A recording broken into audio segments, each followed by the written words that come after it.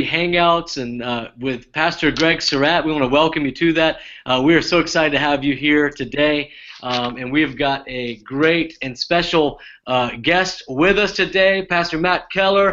He's got his brand new book out here, as you can see, The Key to Everything, The Key to Everything, and so that even includes the key to being a Gamecock fan this season in there, what that's like for us here in South Carolina, and so I've been reading that and morning every Saturday, just trying to find the key to being a Gamecock fan. But Pastor Matt, welcome to Ministry Hangouts with Pastor Greg. How are you doing there in Florida?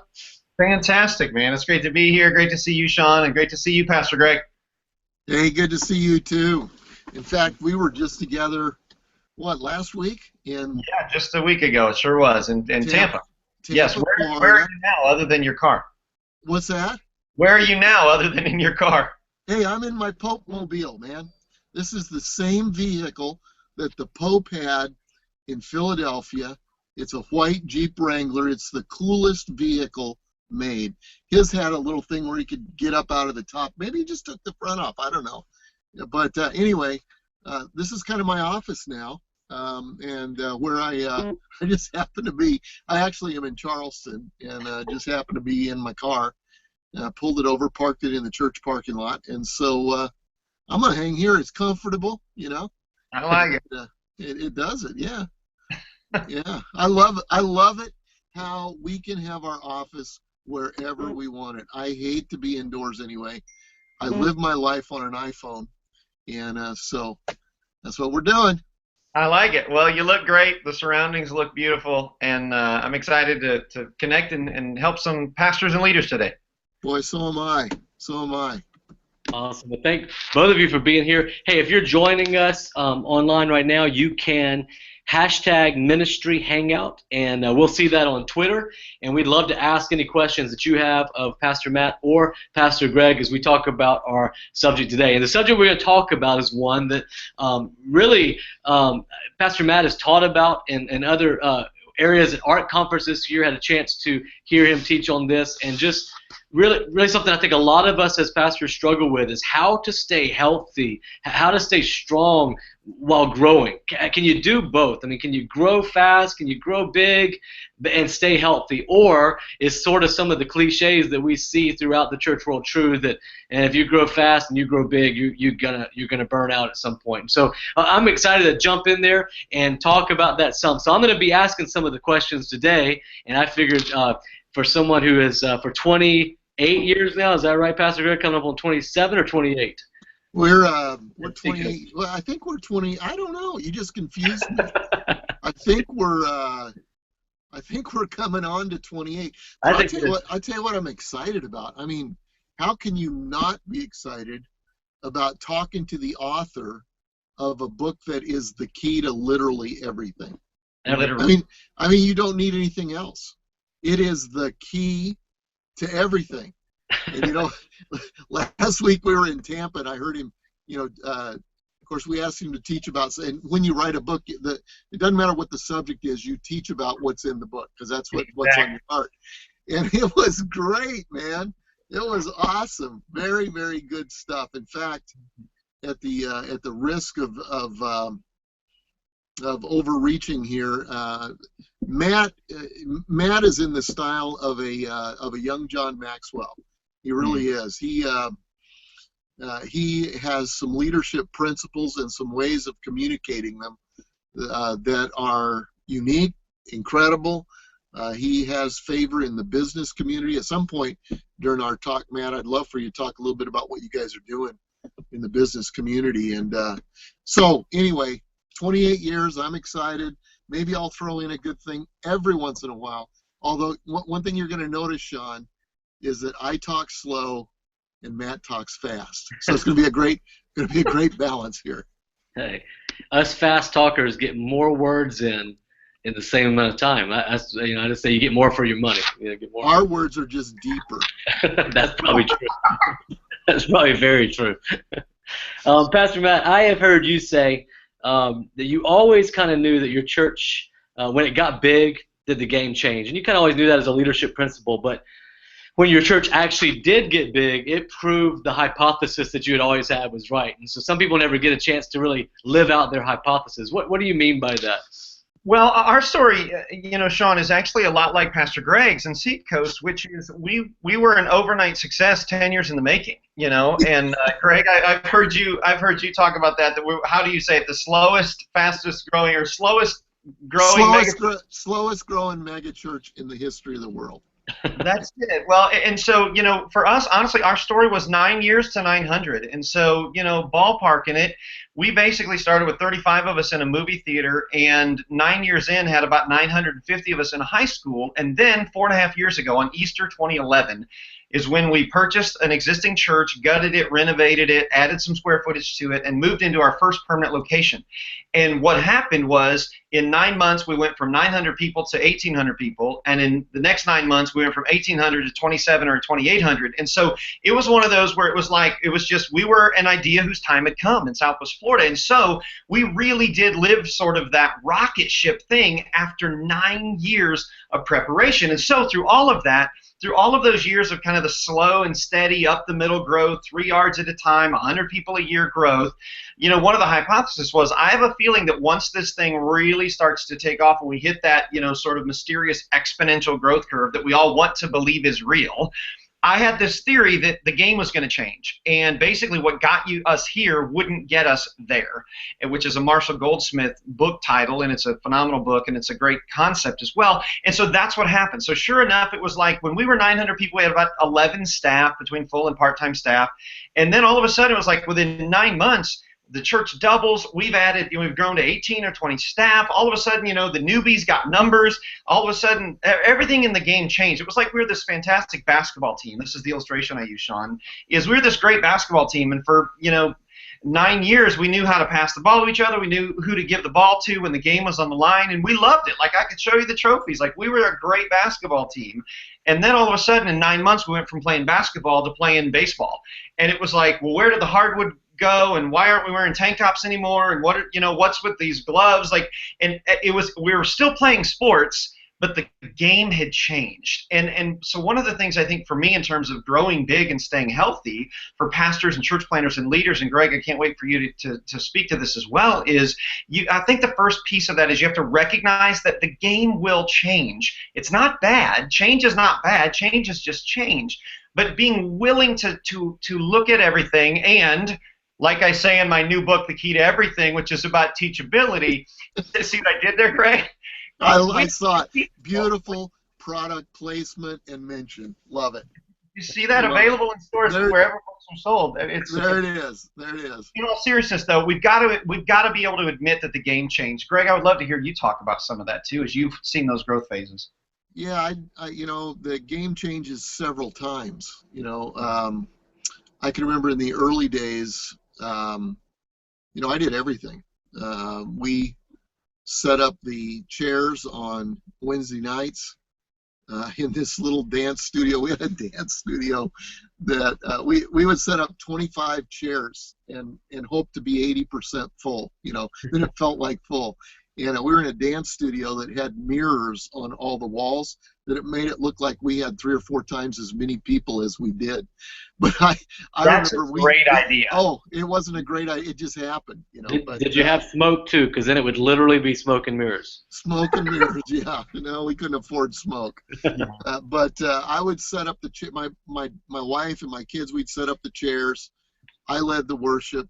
Me and a guitar and a drum machine that would start whenever it really wanted to, and then I would give the lesson, and then we would tear down the chairs and we'd go home and start all over again. And so we did everything.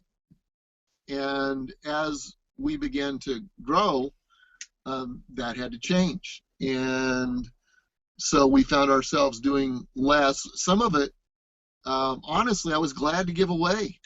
It's set up chairs. Hey, it's great, and I can preach all the sermons about servanthood and all of that. But it was nice when somebody else did it. But there were also times when I really didn't want to give stuff away.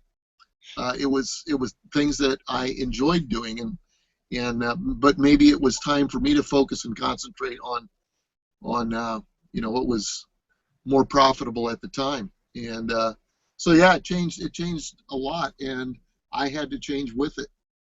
How about Matt? You mentioned the newbies, and I was thinking about this game change. You go from a basketball team to a baseball team. There's more players. Um, it's sort of like Jesus' parable of those who got paid the full wage who came at the beginning, and those who get paid the full wage at the end. Were there people who'd been on the team for a long time that struggled with the new role and these new players on the team? I mean, did you see that as a part of this change? Oh, without a doubt. And I would say not only for our team, but honestly for me in a lot of ways. And what, Greg, you just said is so true. I mean, there were things that, right, I'm happy to give away, and our team's happy to give away, and good, we're just glad we have the help. But on the other side of that is this feeling of, yeah, but I'm really good at this. Like, this is, what do you mean my voice isn't needed or in that meeting anymore, or in that decision anymore? What do you mean you guys got it? Like, but I want to get it. Like, I want to be involved in that. And so as we go, as we grow as a church, we've got to really continue to keep that mind, that heart that says it's about the vision and what's best for the vision, and keep asking the filter question, especially as a senior leader, what can only I do? Like, where do I add the most value to this organization? Because what we'll find is otherwise we'll just try and keep our hand in things because we like them, not even necessarily because we're best at it or because we should be doing it, but simply because, well, I like that, it makes me feel good when I do that. But the question leaders have to keep asking is, what is it that only I can do? Where can I add the most value to this organization? Because that is where I've got to be. That's excellent. I know I try to at least once a year, and oftentimes more than that, sit down and ask that very question. And a lot of times what I will advise people to do is to make a list of everything that you do. I'll make a list of everything that I do. And then have little check boxes. What do I really enjoy doing? What's a burden for me? And then what can only I do? What are the things that I can't delegate, I can't ask somebody else to do? And what I've discovered is that what is a burden for me is a blessing for somebody else. Yeah. I can be the bottleneck, to be honest with you. And with some personality types, we like to say no for other people. We like to, oh, nobody would want to do that, or I can't imagine somebody, really feeling like this is a ministry. When in reality, there are people that if I would just give up a couple of things, it would be a blessing for them. They would love to, and it's a burden for me. So I agree 100%. You've got to be intentional about what is it that only I can do. Well, and Matt, you said a statement earlier. You said what gets you to the top of one growth phase cannot, will not, and should not get you to the top of the next. But you can't do what you did to get here to get to the next. First, Pastor Greg, you've been in the midst of, for about 2 years now, really starting to make a transition to the younger generation, and you knowing that this handoff is going to take you to the next phase. What does that look like for you guys, and how does that play into this? Just where did you realize that this was the time, and this is something I needed to do, and how did that change the game for you? That's interesting, because I'm 59 years old, and I feel like I'm the youngest 59-year-old on the planet. I'm like Caleb, bring it. Come on, bring it. I can still do it. And I really do feel that way. And yet I saw that at some point we're going to have to begin to transition Seacoast to a younger team, or the church would grow old with me. And what happens is that guys never know when it's the right time. I've watched on and on and on guys hang on way too long. And Tom Mullins, who went through it with Todd, I had him on a podcast. You were there probably, Sean. You've been on just about all of them on transition. And you asked him when is the right time, and he went into some kind of Coach Mullins speech. But he looked at me through the screen. He said, "It's time for you, Greg. It's the only regret I have is I didn't do it earlier, and you have other things that you could do, and you could be a blessing to the body of Christ, and you just need to do this thing." And so I heard the Holy Spirit through him. Wow. And began the process of change. And here's what's interesting. I was wondering if somebody would talk about this. Right now, one of the reasons I'm in my Jeep by myself in the parking lot is that our executive team is at an executive retreat right now.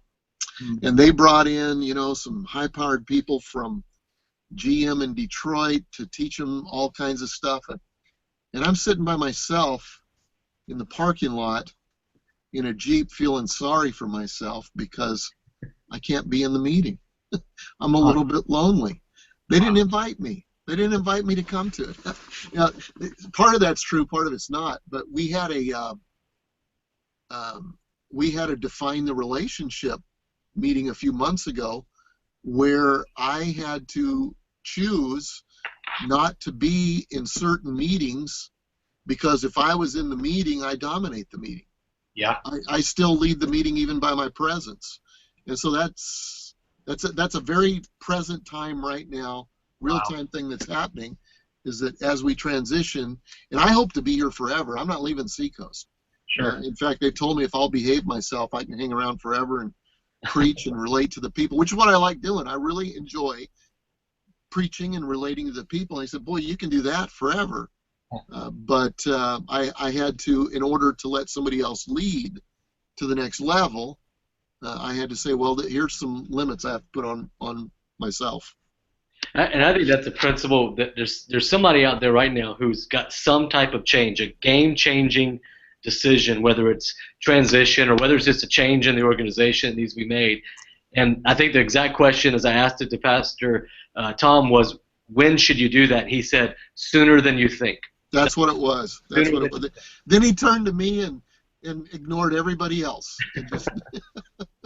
But there's somebody out there who, you know the decision you're going to make is going to change the game, like Pastor Matt has talked about, and you should have done it before. But we've got a question from Twitter, Matt, from Kevin Inman, who says, okay, so the game is going to change. You hired these new people. He says, how do you not hire too quick, though? Because you can do that, too. You built a baseball team, but then you end up being the Chicago Cubs. So how do you do that? Wow. Don't let that go, Matt. I take offense to that, and if any of you can see right back here, those of you who are watching my video, that my friends is Wrigley Field. That's right. So that is what. I don't even like baseball, but I knew that would get something there. Did you sense that anointing, Greg? That's what's going on right now. That's what happened. Is I work in the shadows of paradise. So to the question, Sean, how do you not hire too quickly? Honestly, that was a mistake that we made. We got into the situation where it was like, we just need warm bodies, like we just need help. So when our church doubled in 9 months 4.5 years ago, we were just hiring people like crazy, and our HR processes weren't in place, and our screening process weren't in place. And so what ended up happening was we ended up having several people on our team who just really weren't capable of kind of running at our pace, and didn't have the capacity, didn't even really have some of the competence. They just had really good hearts and loved our church a lot. And so we had to end up going back and moving some of those people, moving them to different seats on the bus, moving them off of the bus. Now, I'm happy to say that the vast majority of those stayed in our church. Like, they just were gracious and understood the vision. But that is a real issue for leaders. Is, man, when you're feeling the struggle, it's like, my goodness, we need the help. So what do you do? Well, I think you can learn from a lot of churches who are a few steps ahead of you in terms of some of those HR processes. How do you screen people? How do you interview people? And it will vary depending on the size of your church, because that's different for a church of 300 or 500 versus a church of 3,000 or 4,000 versus a church like Seacoast, of several, 15, 18, 20,000. Those HR processes will vary, but I think there are some pretty tried and true, rules of the game, if you will, in terms of hiring process. Let me give you a quick filter. These are 5 C's, just for anybody out there who's interested, that at least give you talking points in terms of some places to start in terms of how do you screen people. The first 3 we're all probably pretty familiar with: character, chemistry, and competency. How do they rate on those? Those are Bill Hybels from way back in the day, I think. Character, chemistry. Character is, their heart issues and that sort of thing, their family situation, whatever. Chemistry, how well do they play with others? Can they get along? Do they fit on the team? Whatever. And then character, chemistry, competency. Can they do the job? I think there's some skill set assessment that has to happen. Then the last 2 C's that I'll throw in there, Sean, are 2 C's that we've added through the years, which is character, chemistry, competency, capacity, and culture. that capacity speaks to this idea that someone who is a great, I'll use a baseball illustration, a great shortstop at Double A in the minor leagues, when when they go to Triple A, all of a sudden they're struggling. Or when they're great at Triple A, then they go to the big leagues and now they struggle. Well, what is that? Well, the game changed. And again, that's kind of that game-changing deal. So capacity, we've got to know it's really, really hard to put a size 11 foot in a size 8 shoe. So if you're growing to become a size 11 foot, make sure you don't purchase a lot of size 8 shoes in the hiring process. So that's that capacity piece. And then the fifth C is culture.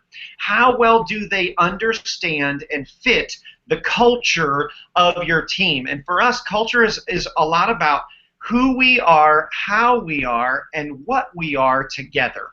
That's the culture of our organization and of our staff. So those are 5 C's that at least get people talking in terms of thinking about hiring the right people / the wrong people.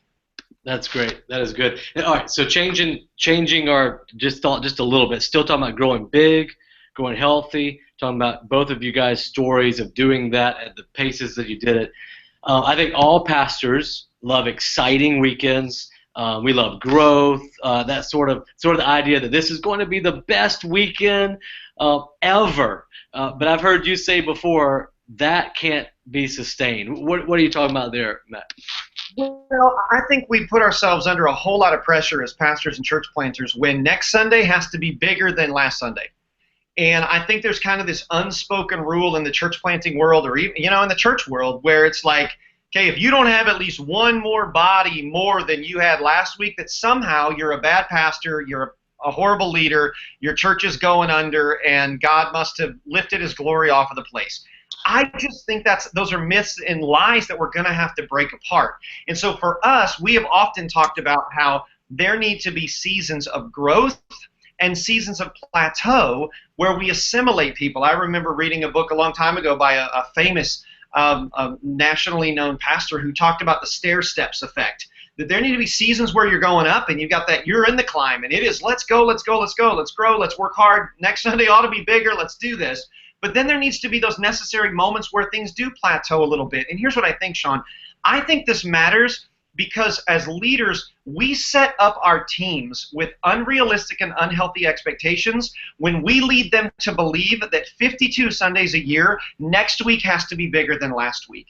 I think we need to be able to give our team permission to go, you know what, June and July, let's relax. June and July, if we're bigger, awesome. If we're not, that's okay, because we're going to do the less attractive, less fun, less sexy back-end work of let's build out the infrastructure, let's assimilate people, let's make sure that the systems and processes back-end in our church are as healthy and strong as our weekend services and numerical numbers.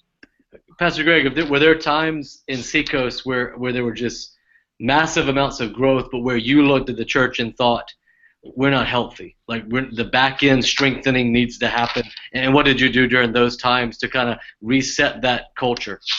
Well, I think there have been. I love that time though.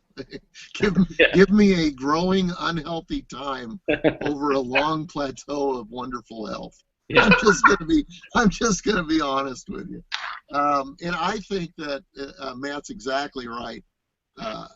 I think you don't have to plan into those too much. I think they happen. Okay? Yeah. If you go through, or if you stay long enough, you're going to have more than one harvest time, more than one plateau time, or that might be winter time, more than one spring, more than one fall. You're going to have all the seasons multiple times. Sometimes they're going to have lots of produce, and sometimes they won't have as much, even the harvest times. I oftentimes will talk to young pastors about managing expectations. I think you need to have huge, big dreams. I love BHAGs, big, hairy, audacious goals. We've had them around here. But never let your goal drive an unhealthy culture. Sometimes you don't meet expectations. My advice is, if you don't meet expectations, lower them. Okay, let's get it to where we can handle it for this season, because it's not a sprint, That's it. It's not even a marathon. It's a relay marathon. Okay, it's a relay marathon. We want to be healthy. We want to be growing for a long, long, long time. And when Sean was here, I know, for pastors, time change weekend, July the 4th, if it happens on a Sunday. I tell you, the worst one ever we had just the other day. Worst ever. This is in 27 years. Is Halloween was on Saturday night. Yes. I don't remember the last time Halloween was on Saturday night. It was awful as far as the church. Awful. Worst Saturday night attendance in the history of Seacoast since we first started having church. And but here's how we handle it. When Sean was here, I used to tell him that. I tell the guys when they were all, concerned about it, I said, if you weren't paid to be here, would you be here? No. I'd be out trick-or-treating with the kids. Okay. All right. And what I did is I took one for the team. I'm the old guy. So all the young guys went trick-or-treating. I shouldn't even say this. People will think we're terrible at Seacoast. But we do go trick-or-treating. We get candy for our kids. We love that stuff because we like candy.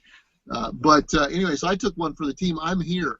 And it was everything I could do, to keep myself, revved up and positive. That's just life. Yeah. That's life. You don't have to like it sometimes, but it's just the way life is.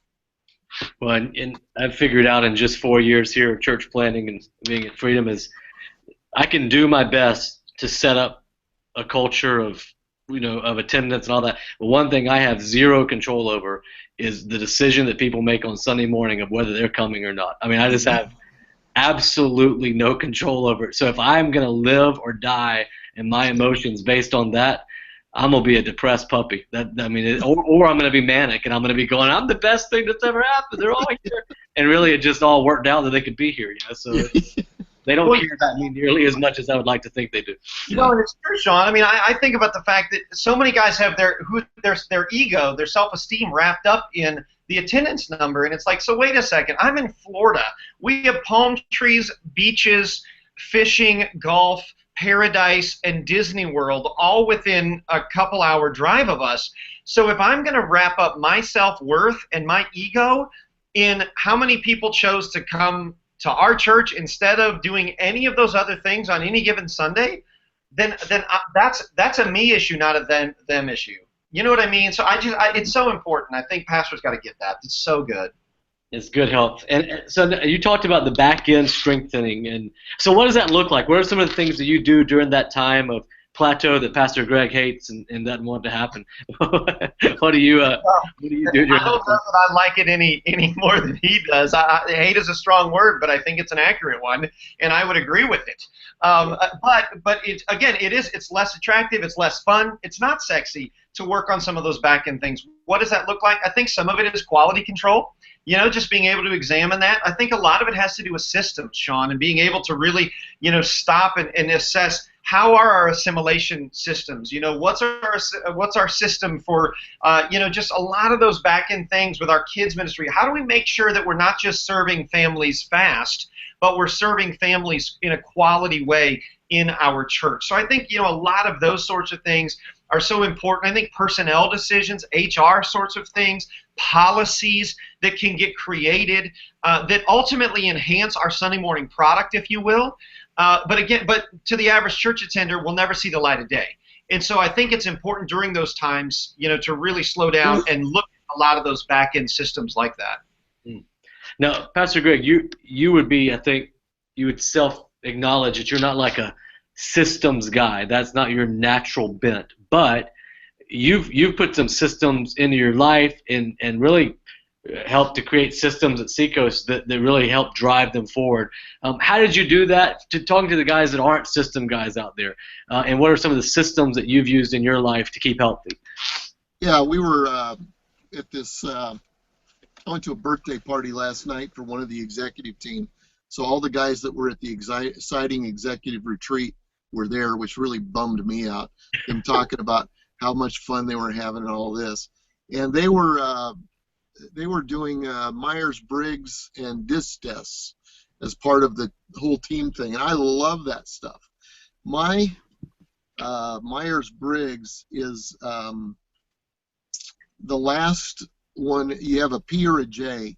Yeah. J's love systems and schedules. P's love to play it by ear. I am like total play it by ear. I Oh don't yeah. want to commit to anything too soon because there might be something better that comes along for me to do. And here's the problem with that. I mean, that's how I'm wired. It's okay. It makes me fun. Right. But here's the problem with a team is if you don't plan, you can't bring anybody else with you. Okay. Wow. And if you don't have a system, then you'll never accomplish your goals or your intentions. And so, while I can't change my personality, what I can do is place my personality within systems that will help to make me successful.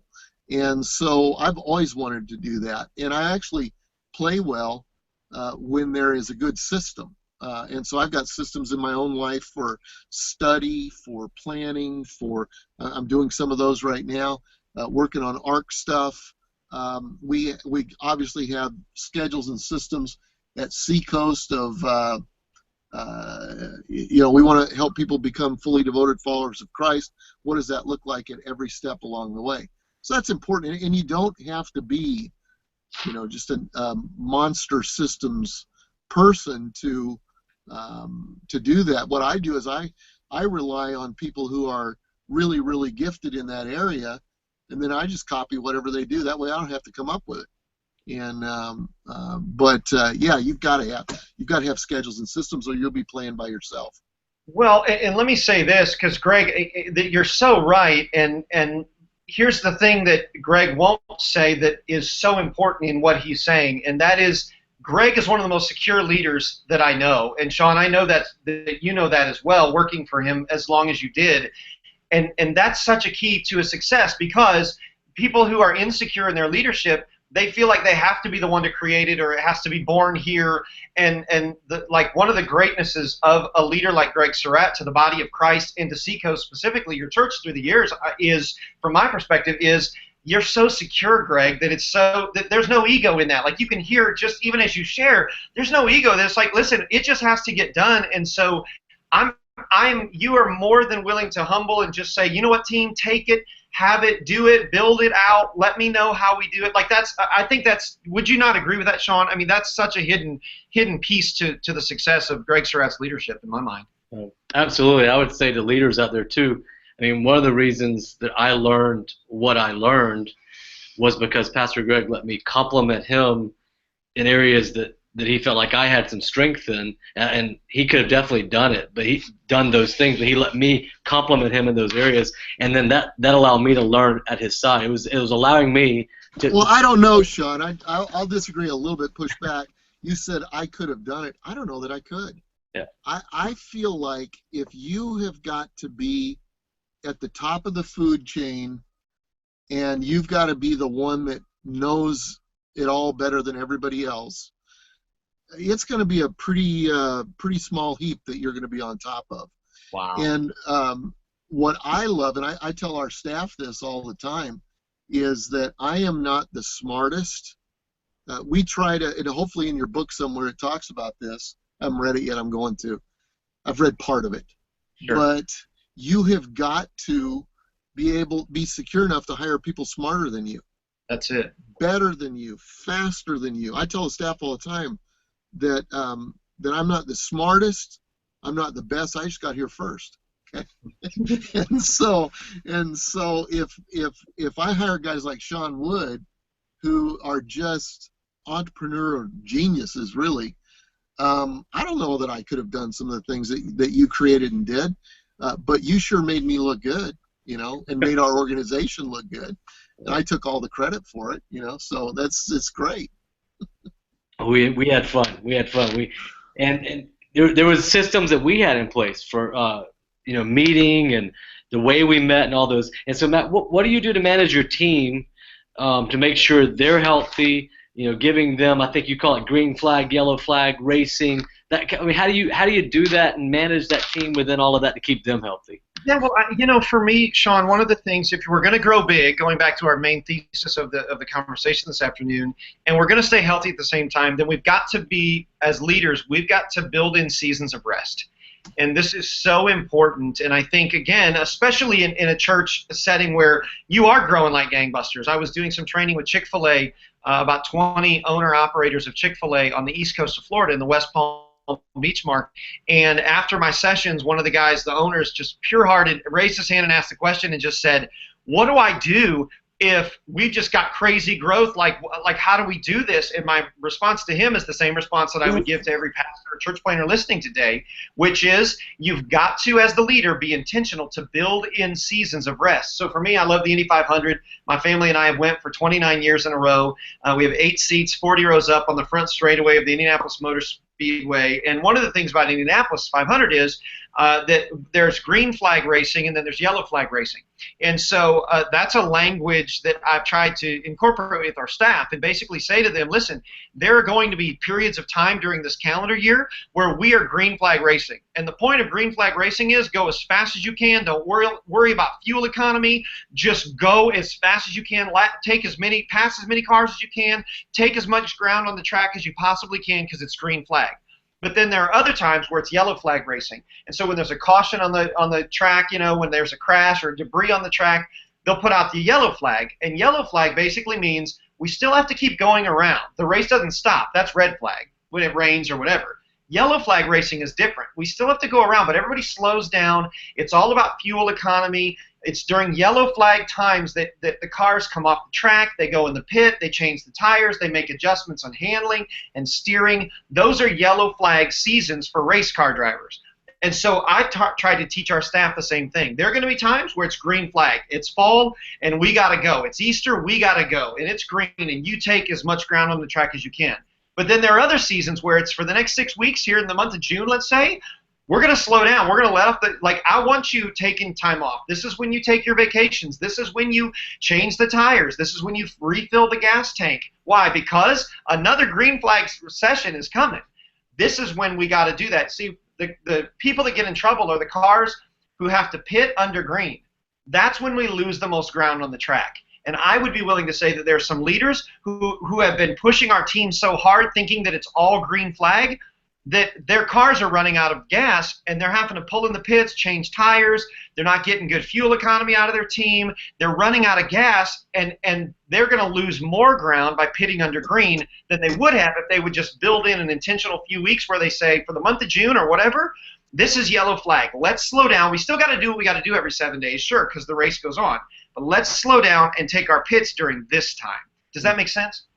That's good. I love that. What a great analogy. I'm waiting on my invitation, by the way, to go see the race. But I love that. No, seriously, I love it. Wow. I know I'm sitting here thinking about, as a pastor, obviously Easter is a huge season. Christmas is a huge season. We do a Christmas Eve service, and our Christmas Eve and our Easter services, more people come to those than what lived in the town when we first started the church. That blows me away. It's absolutely unbelievable. There is sacrifice to be made in order to put the pedal down during those times. My wife and I were talking about it. She grew up in Denver, Colorado. So did I. Her parents lived there. My parents moved on. But we've always lived at least 1,000 miles, usually 2,500 miles from Colorado.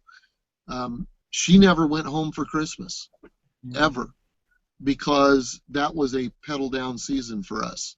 Now, we went home every summer just about, when we could take a little bit more time, but there were some sacrifices that had to be made that I don't think kill our family. I don't think you ever have to do that, but you've got to go, is this the right season for us to sacrifice, or is it the right season for us to, splurge, whatever that means? And so that's important. I love the race car analogy. Well, maybe another principle to that, too, I was thinking, Matt, when you were talking about that, is I've already had it happen in 4 years where, because we didn't effectively manage the yellow flag times, we had to take a leader into yellow flag during a green flag season, which was so detrimental to the church. But to save them, or to save their family, or just to save their area, it was necessary, and that was it was hurtful to the momentum. Well, it's true, and I think any leader who's been doing this a while understands that. They're right, that if we miss our yellow flags, because that's what we have to remember, and Pastor Greg said this a few minutes ago, in so many words, this thing is a marathon, not a sprint. This every 52 weeks is like a 26-mile marathon that we run. Well, water stops during the marathon race are not optional. They're essential. That if we don't plan times where we pause or slow down, grab a cup of water and some fruit, and to stay hydrated and keep us refueled, we will run out of gas. We will hit the wall. And one of the things that when I teach this, Sean, I talk about is a caution to leaders, because one of the most slippery banks, if you will, to walk on is the one when you're climbing a steep hill. And so we have to be very, very careful, because more leaders lose their way, even from a temptation, moral standpoint. We let things slide and slip during seasons of rapid growth than perhaps at any other time during our leadership journey, because there's so much going on. The race is going so fast. The speed of the cars are so fast. There's so much ground to be taken that we can oftentimes let some of those, personal side of things, those personal disciplines slide in the name of it's green flag and we got to go and we got to keep up with it. We got to maximize this. So I would caution every leader out there to be mindful of that. Proverbs tells us to as shepherds, we have to know the condition of our flocks. Well, we are our first flock. Like, we have to know the condition of our own heart, our own soul, our own spirit. Greg, I would love to hear you talk for a few minutes about how you have done that during those, as the thing has grown, when it's going big, when it's green flag, when it's crazy, when there's growth out the wazoo, you're adding services and campuses. How have you managed your own soul care during those seasons? Well, I can't say that I've always done it right. That's the first thing. And I've always paid for when I didn't do it right. But here's what I have learned and am learning now, especially. Well, I've learned it for several years. Is regardless of what the green flag season is, in God's economy, it's got a day of rest in there somewhere. Okay, every 7 days, and so. The best thing that we've done to keep our sanity is to protect that seventh-day rest. And it's real easy to go, man, we're just, we're running, and I know this is the season we're in, and we'll have time in the next season to kind of run. Well, you're not guaranteed a next season. All right, you're not guaranteed tomorrow. All right, so let's run every season in the way that God intended for us to run. And sometimes that's a 6-day pedal to the metal. Now, you can't do 6-day pedal to the metal, 52 weeks out of the year. That just isn't how you're wired up. But there are times that you've got to, but protect the rest. God created the earth in 6 days, and then he rested. And if he can do it, I can do it. And so I do things like, man, we're running, and on Friday I go fishing. Yeah. Or on Friday I go golfing. But and then get back up on Saturday morning and run some more. But if the leader isn't mentally healthy, if the leader isn't refreshing themselves in the Lord, then you're going to have culture issues, morale issues, and you're going to have to run a whole lot harder in order to get half as much done. When you used to tell us all the time too, like you will Sabbath. You will either Sabbath by choice, or you will Sabbath because you get sat down because of that moral slippery slope you're talking about, Matt. Right. Or physically, you'll have to sit down because you'll get where you physically can't do it. And so you can either have a fun Sabbath where you're fishing, or it can be in an ER. Which one? Which one is it going to be? There you go. Hey, a couple of book resources for anybody out there listening. In terms of this whole Sabbath thing and prioritizing rest and learning to rest well, which, Greg, is what you're saying, and I love that. A couple of book references, Sean. One is Addicted to Busy by Brady Boyd, who pastors Life Church in Colorado Springs. Phenomenal guy, great friend. a great author and great, even better, pastor.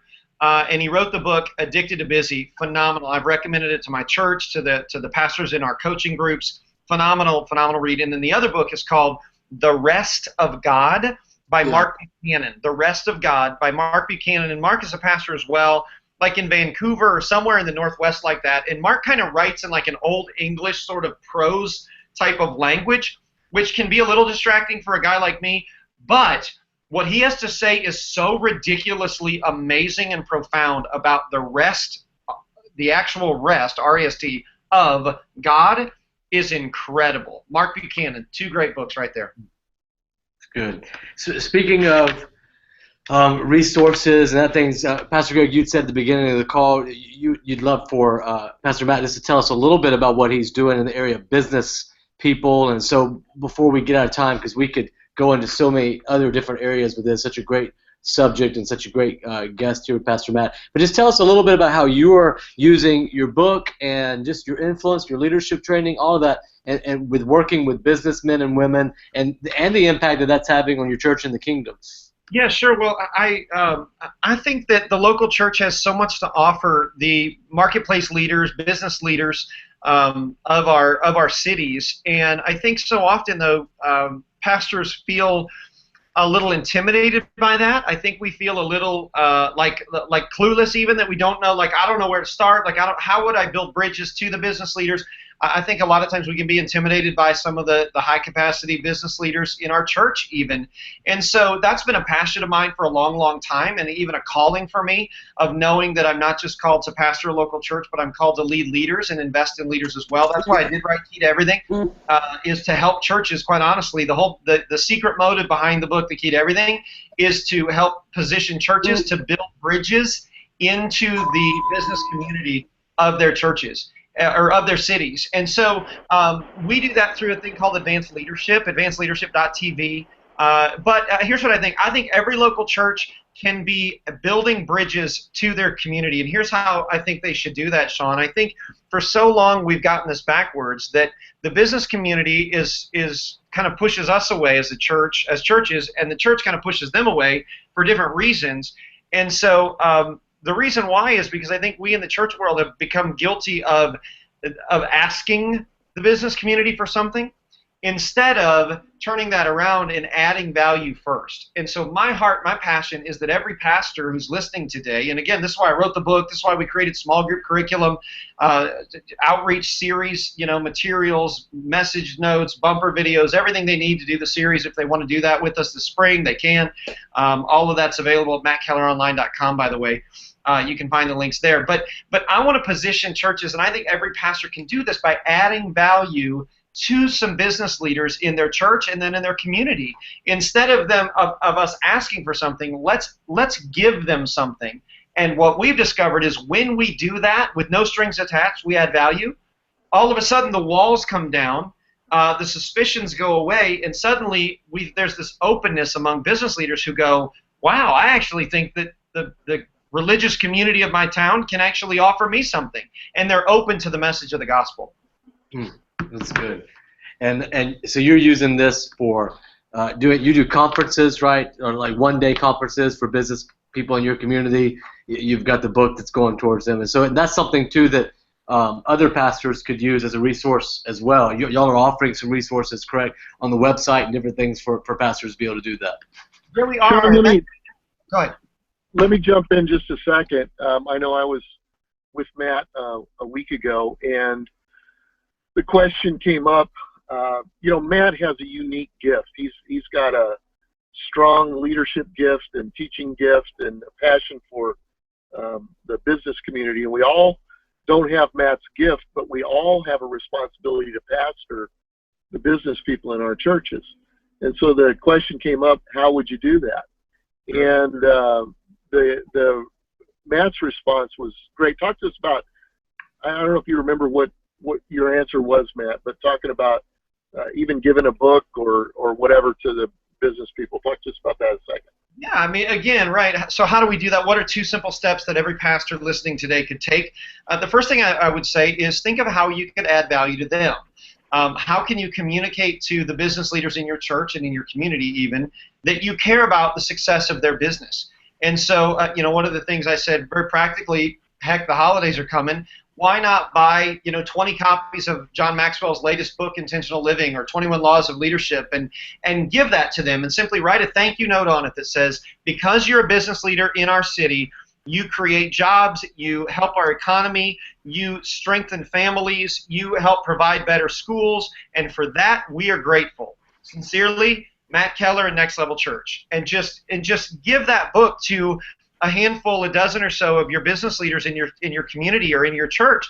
And I think that's a simple way for them to know, wow, this pastor actually cares about the success of my business. One of the things I mentioned last week, Greg, when we were together, was that a lot of business leaders actually feel guilty that they're successful in business. Like, they feel guilty that they actually know how to earn a lot of money and start companies that are profitable and make money, because we have so separated the sacred and the secular. And if, as pastors, if we can reach out to them and do something like that, or create a small group, that's one of the messages of the key to everything is, what if it's written in 3 different parts? So what if a pastor could host a dozen or 15, business leaders in a city on 3 Tuesday nights, and let's commit to read the book together.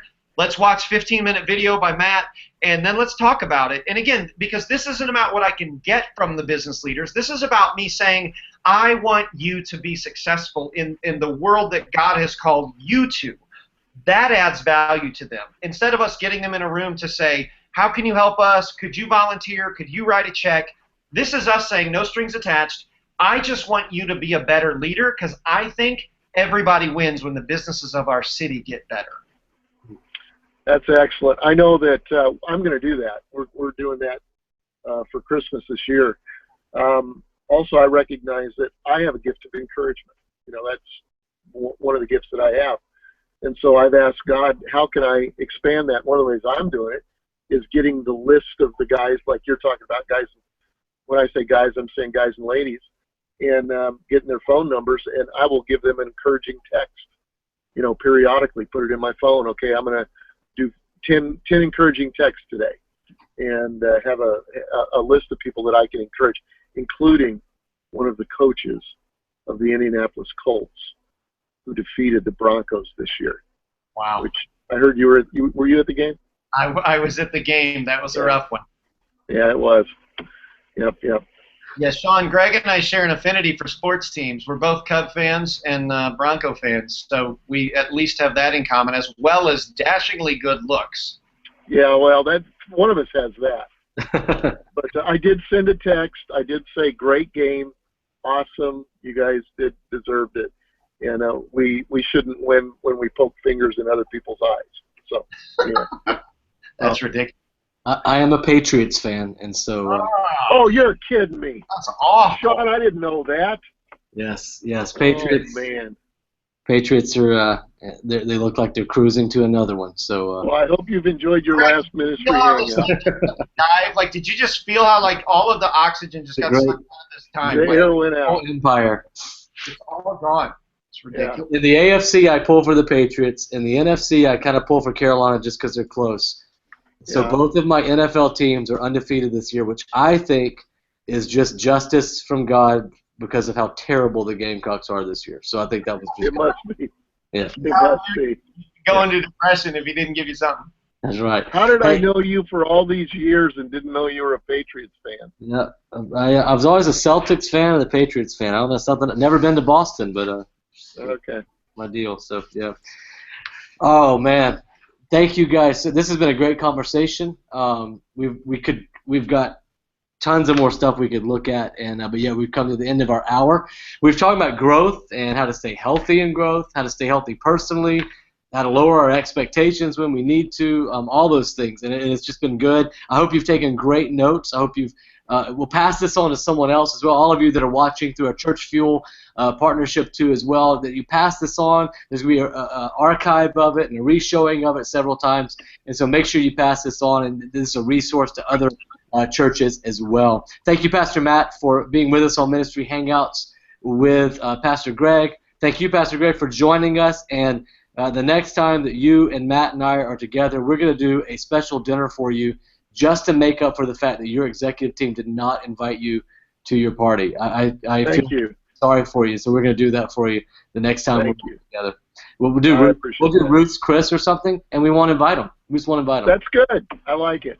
Take How are pictures. you painting? We'll take pictures. We'll Instagram it, and they'll know what's going on. They'll know. That's good.